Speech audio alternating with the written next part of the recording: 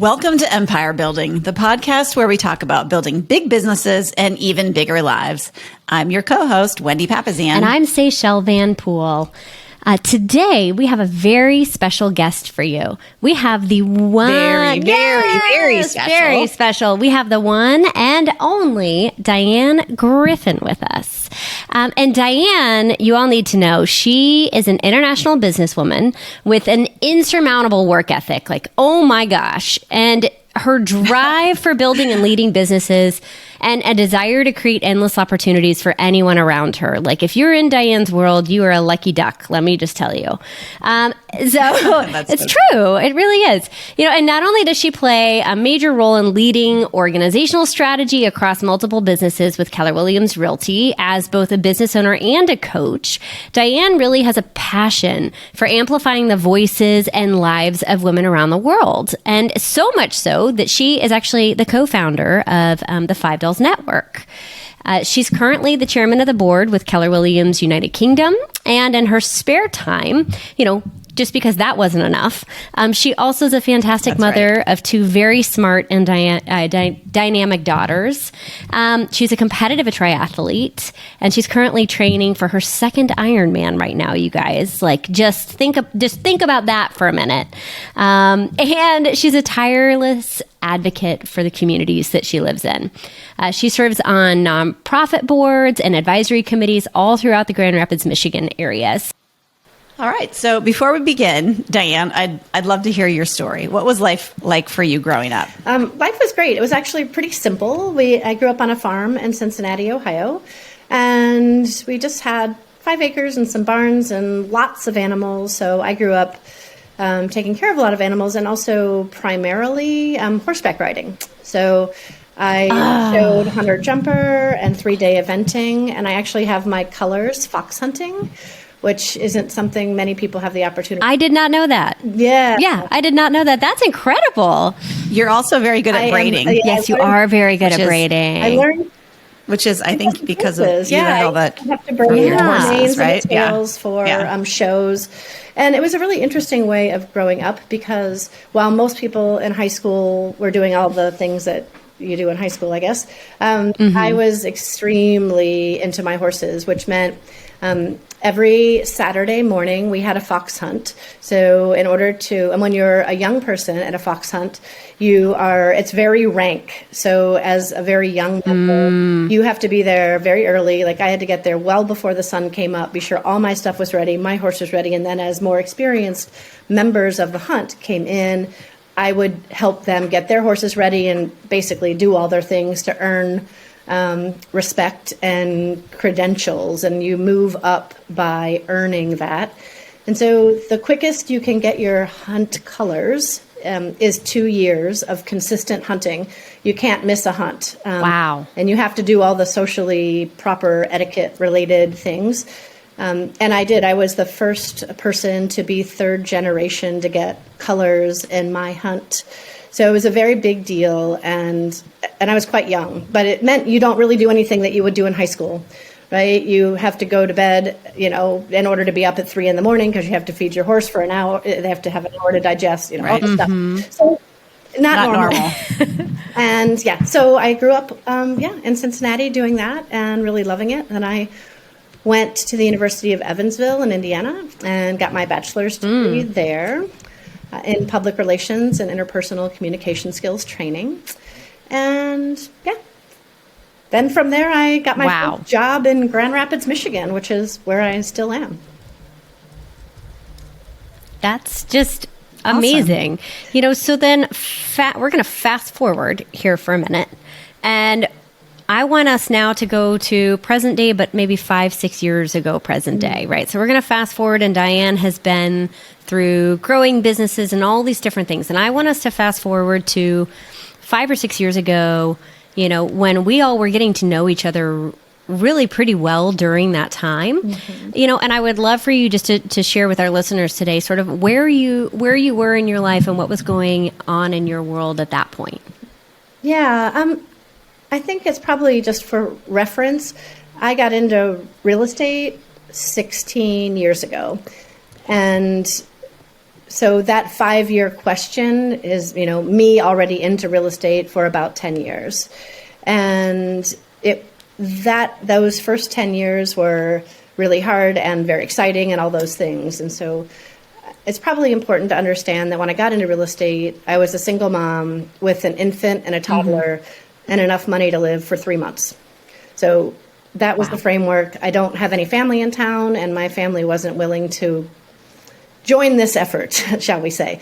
So I knew I had to go in and go big and go hard to make it work, which I did. And so I feel really proud about being able to do that, starting as an agent and building a team and doing the things. And your mom was a realtor, Yeah. right? Was she a realtor back then too? Was she a realtor No, growing not up growing with up. you? She got into real estate a few years after I graduated from college. But she was the person. She's like, you need to be in real estate. And I don't know about you, but I do the opposite of my mom as long as possible. Yeah. And then finally I'm like, Yes. okay. And then now I don't hear the end of it. Is your mom so smart? Don't you wish you would have listened to me sooner? Yes. So It's all in its perfect time, though. that's right. So I had amazing success in those first 10 years in real estate and was very excited about growing and getting the next award and having the biggest this and that and really looking for opportunity. So in that process, sort of getting in the way of opportunity was really important to me. I think it's Mike Brody who said, you always have to be ready for the tap on the shoulder. And so I was always trying to get in the way to be ready, put your shoulder up, get that tap. So 5 years ago, I was in that mode. I'm like, okay, so I've built a team. I own a market center. I'm a MAPS coach. I'm Keller Williams University faculty. I'd done many of the opportunities that are in front of us, but I love to build. So building is just the beginning. And so 5 years ago, I had the opportunity to be the major investor for Keller Williams United Kingdom. And that was like exactly 5 years ago, which is super fascinating because, when we hear you don't know what, most people don't know what they're going to be doing in 5 years, right? So at that 5-year mark, I thought, wow, 5 years prior to that, I would never even thought about the UK. So I want to pause here for 1 second, though, because coming up to 5 years ago, you had a wildly successful career that was largely based in one location, right? It was based in Grand Rapids, Michigan, and you actually had a very large business at that point. You had a large team. And a lot of success, kids kind of coming up through high school and middle school at that age. And, life was very busy. So you say all of a sudden, I wanted to build and grow something. You were already building something big, number one. It just wasn't on an international scale. But number two sort of was like, what was going on in your world that all of a sudden made you feel like I need to take something international? Like, I think a lot of people get into this race, if you will. I know I've been guilty of it, where it's like, I like the attention, I like the awards, I like the accolades, I like winning and being recognized for that on a national level. I like the new stuff. I like the new stuff, but is it really fulfilling me, right? Is that really, am I doing this just because I've been doing it and so I'm just going to keep doing it, or is this really what I want to do? And I think, there's part of that story on your end that you had to ask some really big questions when you were exploring that. So sort of, what happened in your world to lead you to that point? Yeah, I feel like I had built what I knew what I had set out to do. But I also felt like there was something inside and I didn't really know what it was. So at that point, I brought into my life a transformational coach. And so that's somebody who's sort of the liaison between life and business and family and health, it wasn't just a business coach or just a health coach. It was a rounded out coach. So she started asking some really great questions around intention and opening up my mind to being aware of what was coming. And I'll never forget, I went to a family reunion in New Orleans. And whenever I go to an event like this, I go with specific intention of what is my one thing I want to learn, who can I get in front of to help me, and who can I help? Like I always try to do both. So, and if you're listening right now, you should pause and go write that down really quick, because you just dropped a tiny little bitty nugget, but that was a really big one. So you always go in with, who do I want to know? What's my one intention I want to learn? And then what's the third? Who can I help? Who can I help? That's awesome. I want to learn from other people, but I also want to be sharing, passing it through and seeing what I can do to help other people. So, and for the listeners who don't know what Family Reunion is, it's one of Keller Williams' large events. Lots of people there. So, honestly, when I left that event, I had 11 different opportunities that I didn't know about before I arrived at that event. Wow. Through these conversations. So then I was all excited and mostly distracted. And my coach, Carrie, was like, okay, this is the universe testing you, right? You could say yes to any one of these things, but what is your intention? What is your, and she really helped me slow down and evaluate and ask good questions about these variety of opportunities. And one of them was international. And I just that really became most exciting. So that's where international came from. And then, you always say yes and then figure it out. I'm like, oh, this will be great. Let's do this. And turns out it's really, really hard, but that's okay. Yeah. Well, that's not always the best advice. That works for some people, but sometimes you should think about it before you say yes. And, think about how you're going to figure it out. I know that's one of your mottos, Diane, but not always the best advice. So I'd interject there. Interject there. Well, so you end up becoming basically the person who is not only leading the charge, but you're also the boots on the ground for the launch of Keller Williams UK. You've got some partners, but you're the one that's actually putting in the time. Got the boots on the ground. Yeah. And so if I recall, you basically ended up within a year, you were spending about 2 weeks out of every month in the UK. Yeah, 2 weeks on, right? 2 weeks off for 3 years. Wow. Yeah. So, and then I had two daughters. That's a full year and a half. Yeah, that's a full year and a half in the UK while also raising daughters here. Yeah, in the United States. Multiple businesses here as well. Mm-hmm. Well, and so tell us what was the result of that? I mean, obviously, it had some good consequences, and then some things that were kind of tough for you. It's taken you a long time to get me to cry, Wendy. This is good. I know. I can make Diane cry like that. It's from all those years of driving you around in my car. I know the pain points. Yeah, so proud in what was being created, right? I found good partners and we started building. It was much harder than I anticipated, which that's okay. But a lot of things happened. I mean, the ramifications of running off to start something new and exciting means that you're not putting as much time into what you were spending time on, and whether that mean your family or your friends or whatever that looks like, and your business. So I got out of my business in Grand Rapids sooner than it was ready.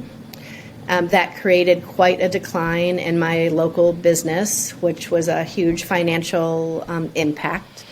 I definitely was not spending the time with my children that I was before, and that created a big family impact. And just before I took off with the UK, I was in the proceedings of getting divorced, so there was that impact. And yeah, it was hard. And when it wasn't pretty, my health declined, my sleep was deprived, stress was crazy. Yeah. It was not a good time. It was the best and worst of times, right? It was both. Right. Yeah. Yeah, because at the same time, it was pretty exciting for you. Because I love to build, right? I love that part, and this was the biggest build I had ever done, and the big challenges, and that fills me up. It gets me going, and I love that. But I also love the people in my world, and I was letting them down. Yeah, yeah. Well, so I'm sure it was kind of like a gradually then suddenly, right? Because 3 years it's a tremendous amount of time. Yeah. That's a long time to be feeling all the things that you just expressed. And so tell us about kind of what happened, and then what'd you do? You know, was there like a tipping point or what happened? Yeah. Well, what happened was everything was declining. Relationships, health, business, all the things. Really, the only thing that was improving was the United Kingdom, which was one of the goals, but not realizing what the detriment would be. So I needed to make a change. And I think the tipping point was going to our 5 dolls retreat in Manzanita. Because we have, I don't know how much they know, but so we all get together a couple of times a year. And this time I wasn't going to be able to go because of the UK commitments. And I was feeling so out of body, like I couldn't get it all together. And it was actually Matt, who's my husband now. He's just said, "Can you drop everything and go?" He's like, when you're with those women and you come out of that, you have such clarity and you have such support and you have people who ask you great questions. He's like, I can't think of anything you need right now more than that. What can you do? Can you get there? And I was like, this was, I think, 2 days before. And yeah. And I was like, I don't even know if I can, like, I don't even know if there's room, all these things. Yeah, you were like, is it physically possible? And I asked the question. Yeah. But with the 11 of us, where there's a will, there's a way. We would have figured something out. Yeah. So they were, everybody said, come. I switched all the stuff and I showed up in Manzanita. And that was it. So one of the things we do as our dolls group is we stand up and we do an org chart and just say, all right, here's what our world looks like. Here's me. And here's, my direct reports, etc. And it was an eye-opener to me to draw it out. I thought, well, no wonder I feel like I do. This is not sustainable. This is not healthy. It's not even realistic in any way. So we're like, all right, well, what can change? And so we talked about different things. And I just felt so committed to all the things I had been committed to that I couldn't find a way to let go of something. And even though I felt it, I didn't know what it could be. And it was Wendy that you said to me, you're like, I just want you to know, I give you permission to change this, to let go, to redesign your life. And I was like, what? I can't remember, like, when's the last time somebody gave you permission? Like when you were 5 or 10 or here I am at almost 50 at that point. I was like, oh, I needed to hear that. So and I set some pretty serious change goals right there in front of us, in front of the group. And one thing, if you don't know me, one thing you should know is that once I decide something, I make it happen. Yes, once it's decided, it's done. It is done. Yes. Yeah. So, Lightning McGriffin. I love it. So I started implementing dramatic changes immediately. Well, walk us through that. What did those look like? Well, one of the things looked like me not being the OP for the United Kingdom, which is, You had been. I had been, for 3 years. Well, yeah. And the OP is basically, for those not in like the Keller Williams real estate world, that's basically like the COO of the organization. I mean, you are, deep, heavy into the business strategy and operations of the entire organization, making sure that the business is running instead of in the front, which is the management side of things. Yes, exactly. Yep. So you gave that up, and ultimately, who's doing right that now? That is Ben Taylor, and he is my business partner there. He's amazing. He's British. I mean, that's one of the things we decided was good to have somebody in charge who actually lives there and is connected. So we did that. I also started working. Well, and what an opportunity for him, right? I mean, that's kind of changed his life. It has.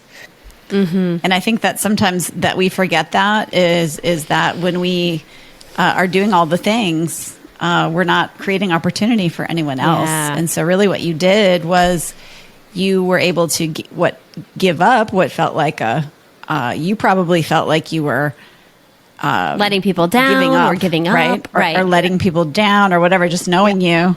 And really what you were doing is you were allowing the leadership of Ben to come in and flourish. And it has flourished, knowing him and what he's built. It's so much better with me out of the way. And I'm still super involved. I mean, every day I do something involving the UK. But I also at that time was, OP, COO, CEO of a market center, a business here in Grand Rapids.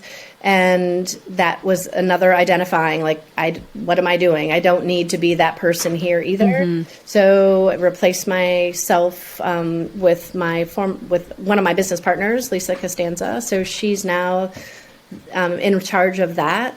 And it really gave me, again, an opportunity for her. And she's great. Wanted for a long time. And I was holding on to it for whatever the reasons, I don't even know. But so those were two of the biggest changes. And then I also made a commitment to my health at that point. It's something I felt like I had really let slip. So to get back into training, I do lots of triathlons. So to put that back at the forefront, that was important. And then the other thing was... Well, and I love that, because when I think about you, I think about your physical health as a huge part of your identity. So you had basically just let a huge part of your identity and what was really important to you go. You know, just saying, listen, everything else is more important than me. Absolutely. And the same, I had also let my relationship with my kids go, right? And so one of the things we decided at that retreat was to, for me to like cook at home and make dinner for my kids. And the goal at that time was 2 times a month. And for some of you moms out there, you're probably mortified. Like, you only feed your kids twice a month. But honestly, that was 2 times more than... Well, just to be clear, it's eating. not that you're only feeding them twice a month. They have plenty of food. They were eating. It's just that you weren't cooking for them. And we weren't eating dinner as a family. And so we... Well, what did that symbolize? Yeah, what did that symbolize for you? A few things. One is, honestly, it's how I was raised. I cannot remember one meal I ever had with my mom, my dad, and my brother. There are only 4 of us to get together. Never once in my upbringing. I remember that. Wow. So I never felt like it was important. At the time. So this is a pattern interrupt for you when you decided to start doing this. Yeah. So I just thought, well, this is normal. This is normal. And then you start talking to people who are like, actually, that's not that normal. And realizing that is a great time to connect with your kids. They don't, you at least get them for 20 minutes, which could be 20 minutes more than you while they eat their food. Yeah. So, yeah, it's true. Well, I mean, when they're teenagers, that's sometimes, that's right. You try to keep them from taking their food and going to the room with their food. I'm like, how about here? So it was that. And then I also was relatively new in my relationship with Matt, and relationships don't just happen without some work. Right. So it really was a major shift to take things away from lots of different businesses. I stopped coaching as many clients. I stopped teaching as many classes. I stopped traveling as many things. I gave up or passed on opportunity to other people, which honestly, at the end of the day, what it provided is thinking space. And it was a byproduct that I wasn't expecting. I didn't realize how much was going on in my head all of the time. And each thing I took off of that front burner space in my head, the more space I had. And one thing I did was commit to not filling that space up with other things. That's huge. Yeah. That's huge. It was huge. So I stopped doing that and spent more time enjoying the people in my world and the people and the things I was doing. I'm like, okay, let's do fewer things, do the things you like, and enjoy them more, which seems, like common sense. But it seems like a duh, but that's a very, you make it sound simple, but that's actually very hard. It's actually not common sense. And it's a very hard thing to accomplish. And I will say, as a friend of yours, one thing I have observed over the past couple of years with you is that you have become more and more and more physically and mentally present in the moment. And it's continued to evolve. Or when I'm in a conversation with Diane, I feel so engaged and present with you in the moment when I'm having a conversation. And it brings this just really wonderful appreciation to the conversations we have, because I feel like I get to be in the moment with you when sometimes you just get busy and you're running and doing all the things. And I think that's something you've been very intentional about, is you're not filling space. Mm-hmm. It's given you the ability to be fully present. And that's a huge gift. Yeah. Yeah, it's so true. Actually, a lot of my memories of driving you around in the car back in the old days were of you were on your phone. Mm-hmm.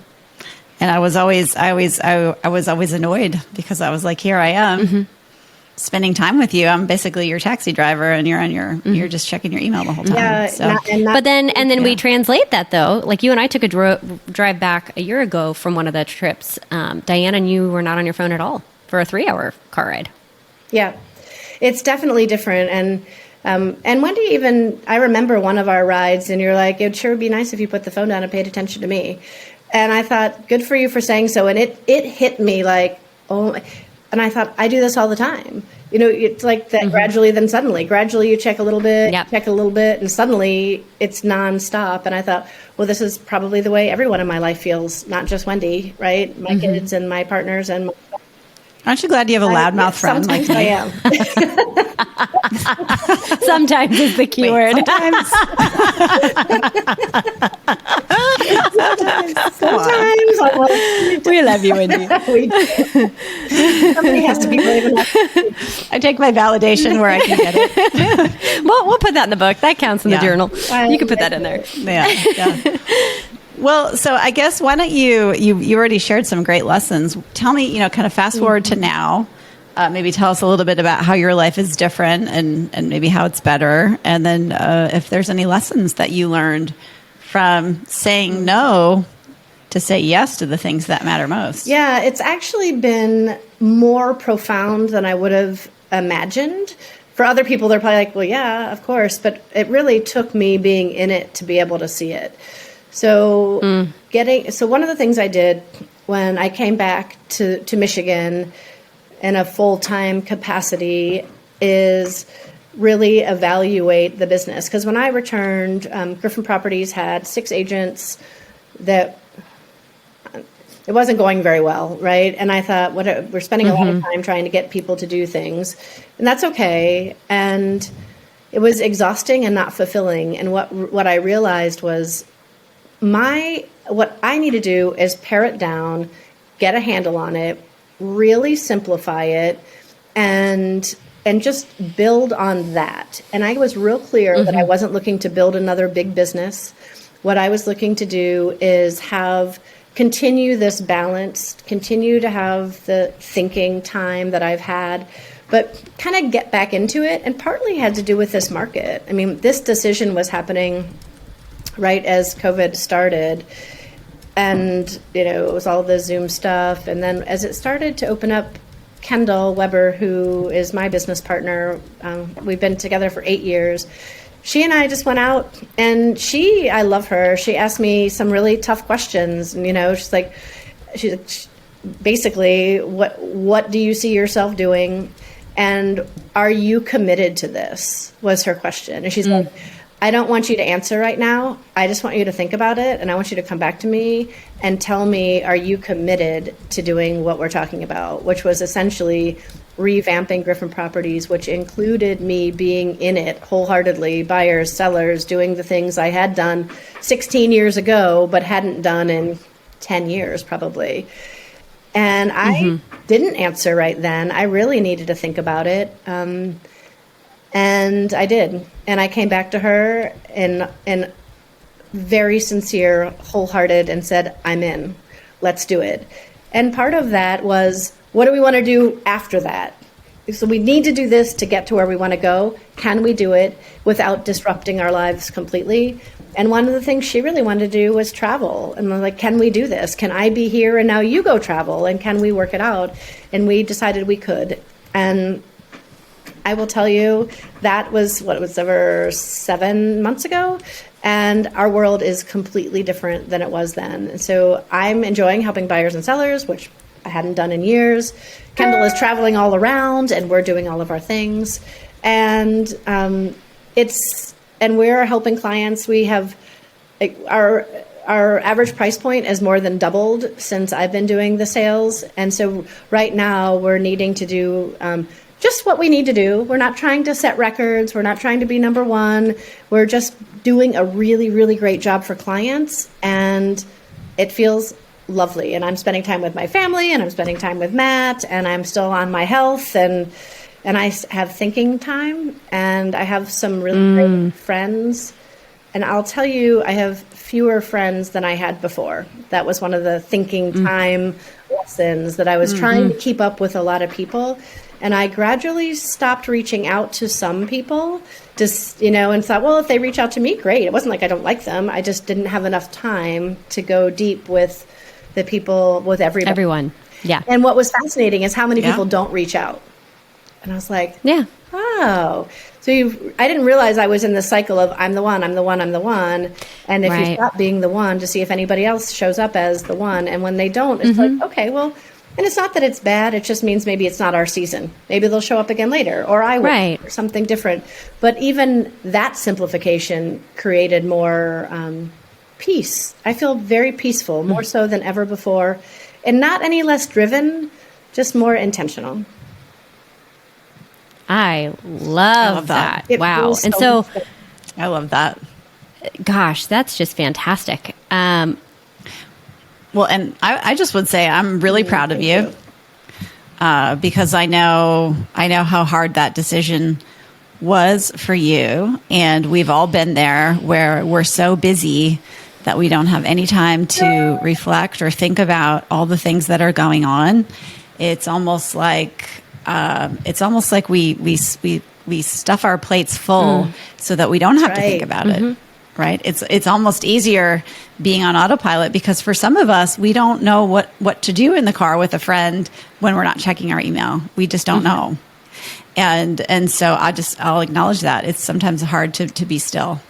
And so I'm proud of you for doing that. I'm proud of you for being an example for all of us in your intentionality, because I think you, more than any of us, have made a massive shift in a wonderful direction. It's so great to see you in love and having a better relationship with your children and your mom and your friends than you ever have before, and also doing the things that you love every day and still making a big impact in the world. So, I don't know if I can say I'm proud of you. I gave you permission, so I guess I can say proud of you too. Yeah, whatever. I completely echo Wendy. And the things that I wrote down that are my big takeaways from today are, Diane, you got really clear on what you wanted, and then you had to say no to a lot in order to say yes to the things that you love.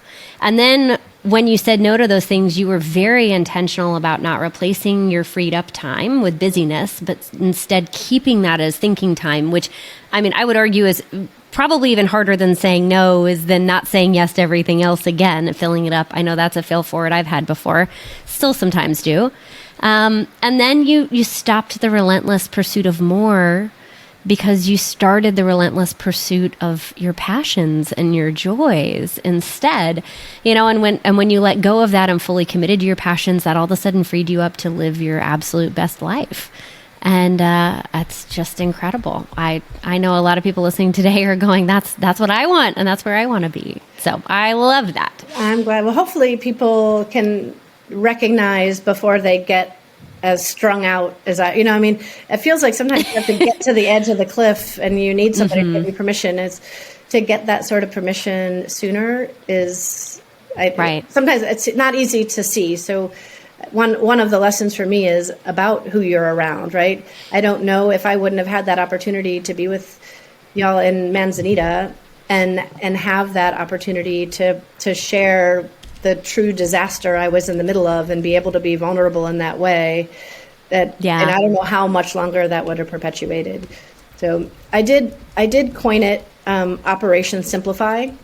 And so that started 3 years ago when we were there, and it's in every part, right? It's simplifying business and friendships. I sold my big house and simplified. I got rid of half of everything I owned, whether, from art to purses to whatever. Everything got more simple, and that created even that thinking space as well. I love that. Well, and if you don't have those people in your life, it's a great opportunity to come and join us at our Amplify event this fall, because that's exactly what we're doing, is these sorts of conversations. If this is something that appeals to you, then you absolutely should be coming and joining us this fall. And you can go find out about it at amplifyevent.com, because this is exactly why we love these conversations, is having more of them.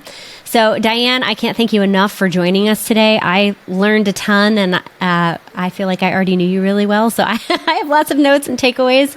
So I just want to thank all of you all for listening today. And, we want to encourage you to go lead a big business, but even more importantly, a bigger life. And remember, you are an empire builder. Bye, guys.